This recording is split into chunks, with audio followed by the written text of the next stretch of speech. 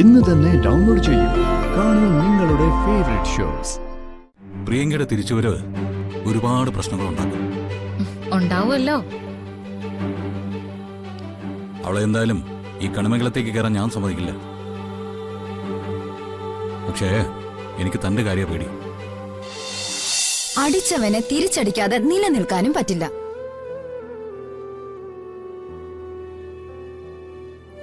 രാധികയ്ക്കെതിരെ ഒരു ശത്രു കൈ ഉയർത്തിയാൽ അവൾ തിരിച്ചടിച്ചിരിക്കണം. നമുക്കെല്ലാവർക്കും കൂടി അവളെ കൊണ്ടത് ചെയ്യിക്കാം.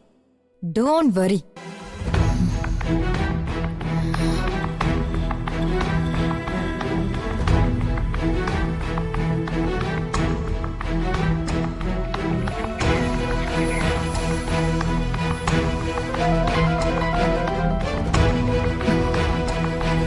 ഹലോ മാഡം, ഞാൻ ആരതിയെ കണ്ടായിരുന്നു. ആരതി കാര്യങ്ങളൊക്കെ പറഞ്ഞു. ഓ, അതിന്റെ ടെൻഷനിലാണോ ഈ ശബ്ദം താഴ്ന്നിരിക്കുന്നത്? അതെ മോളെ, പെട്ടെന്ന് എല്ലാം കൂടി കേട്ടപ്പോ മനസ്സിന് വല്ലാത്തൊരു തളർച്ചയായി. മോളെ സൂക്ഷിക്കണം. ഞാനും വരണം കൂടി അമ്മയോടും അച്ഛനോടൊക്കെ ഇതിനെപ്പറ്റി സംസാരിച്ചുകൊണ്ടിരിക്കുകയായിരുന്നു. എല്ലാവർക്കും പേടി എന്റെ കാര്യത്തിലാ. പക്ഷെ എല്ലാരോടും പറഞ്ഞ പോലെ ഞാൻ മാഡത്തിനോടും പറയാം, പേടിക്കണ്ട. പ്രിയങ്ക ജീവനോടെ തിരിച്ചു വരുന്നത് എനിക്ക് സന്തോഷമുള്ള കാര്യ. പക്ഷെ ഇനി എനിക്കൊന്നും വിട്ടുകൊടുക്കാൻ പറ്റില്ല. മോൾ അങ്ങനെ ഒരു തീരുമാനം എടുത്തിട്ടുണ്ടെങ്കിൽ അത് നല്ലതാ. പക്ഷെ ചുറ്റും നിൽക്കുന്ന ആളുകളെ കുറിച്ച് നല്ല കരുതലുണ്ടാവണം. പ്രത്യേകിച്ച് തിരിച്ചു വരുന്ന പ്രിയങ്കയെ കുറിച്ച്. എതിർക്കാനാണ് പ്രിയങ്ക വരുന്നതെങ്കിൽ ഇപ്പോഴത്തെ അവസ്ഥയിൽ നീ ഫൈറ്റ് ചെയ്യുമായിരിക്കും.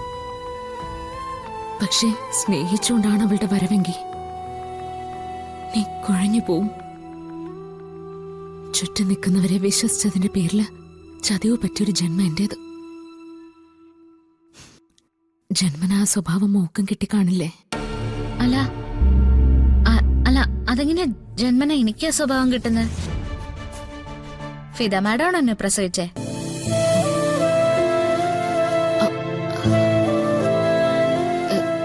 അല്ല, അങ്ങനെയല്ല. ഞാൻ നിന്നെ സ്വന്തം മോളായിട്ടല്ലേ കാണുന്നേ. അപ്പൊ എന്റെ കണക്കുകൂട്ടല് എന്റെ അതേ സ്വഭാവമൊക്കെ നിനക്കും വരാലോ. അങ്ങനെ പറഞ്ഞതാ. ഫിദ മാഡം പേടിക്കണ്ട. ജീവിതത്തെക്കുറിച്ച് ഉൾക്കാഴ്ചയില്ലാത്ത സമയത്ത് ഞാൻ ചില അബദ്ധങ്ങളൊക്കെ കാണിച്ചിട്ടുണ്ട്. പക്ഷെ ഇപ്പൊ ഞാൻ ജീവിച്ചു തുടങ്ങി. ജീവിതത്തിലെ സന്തോഷങ്ങൾ ആസ്വദിച്ചു തുടങ്ങി. കൺമുന്നിൽ വരുന്ന കാര്യങ്ങള് ഭംഗിയായിട്ട് കൈകാര്യം ചെയ്യാനും ഇപ്പൊ എനിക്കറിയാം.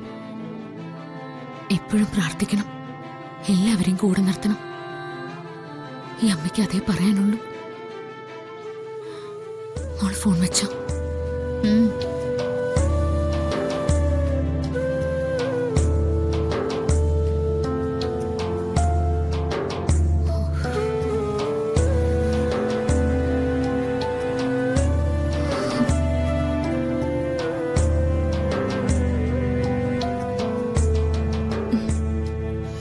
ശ്യാമേ, എഴുതി.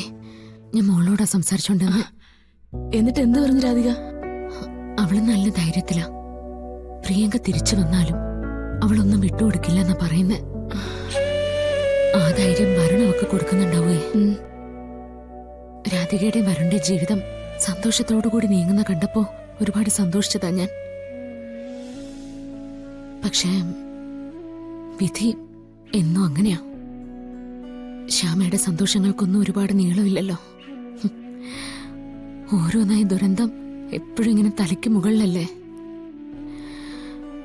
എന്റെ മോളെയും അങ്ങനെ വിധി വേട്ടയാടാൻ തുടങ്ങി. നോക്ക് ശ്യാമേ, നമ്മുടെ കൺമുന്നിലുള്ള യാഥാർത്ഥ്യം അംഗീകരിച്ചേ പറ്റൂ. അത് പറഞ്ഞ് തലകുമ്പിട്ടിരിക്കാൻ എളുപ്പോ?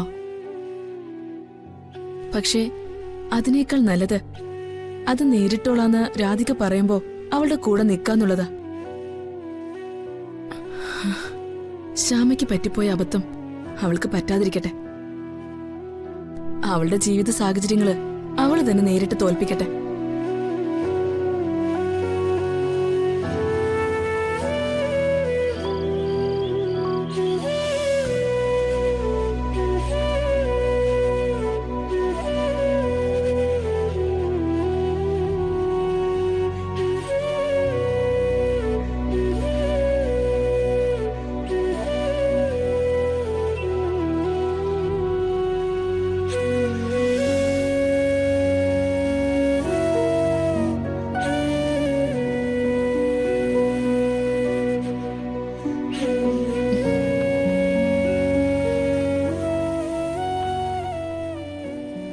ഇതെന്തു പറ്റി ഇങ്ങനെ കിടക്കുന്ന?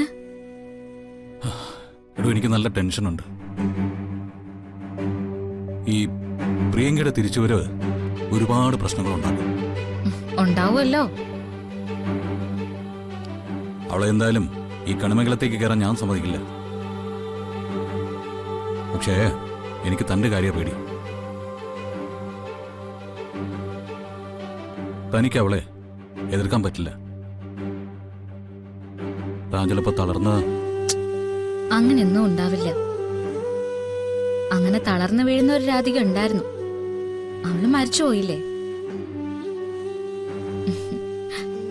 ഇത് പുതിയ രാധികയാണെന്ന് ഞാൻ പറഞ്ഞിട്ടില്ലേ?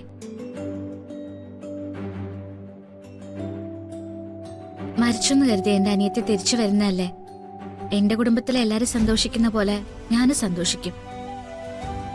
പക്ഷേ വരുണിന്റെ ജീവിതത്തിലേക്ക് അവളിനെ തിരിച്ചു വരുമെന്ന് ഞാൻ കരുതുന്നില്ല. വരുണൊത്ത് അവൾക്ക് ഇനിയൊരു ജീവിതവും ഇല്ല. നിങ്ങൾ തമ്മിൽ സംഭവിച്ച വിവാഹം പോലും തെറ്റാ.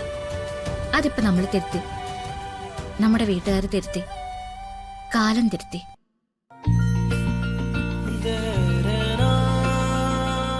അതുകൊണ്ട് പ്രിയങ്കയെന്നല്ല വേറെ ആര് പുനർജനിച്ചു വന്നാലും വരുണിന്റെ ജീവിതത്തിൽ നിന്ന് ഇറങ്ങിപ്പോവാൻ ഞാൻ തയ്യാറല്ല. വരുൺ രാധികയ്ക്കുള്ളതാ. ഇനി ജീവിതം അവസാനിക്കുന്നവരെ അതങ്ങനെ തന്നെ ആയിരിക്കും. എന്റെ ദൈവമേ, ഞാൻ വെറുതെ തന്നെ കുറിച്ച് ആലോചിച്ച് ടെൻഷനായി. ഇതിപ്പോ എനിക്ക് ധൈര്യം വേണമെങ്കിൽ തന്നോട് കടം ചോദിച്ചാൽ മതിയെന്ന അവസ്ഥയായോ? എന്റെ കൂടെ നിൽക്കുന്ന ആൾക്ക് ഈ ധൈര്യം ഉണ്ടെങ്കിൽ ഇനി എന്തു വന്നാലും എനിക്ക് ഒരു കുഴപ്പമില്ല.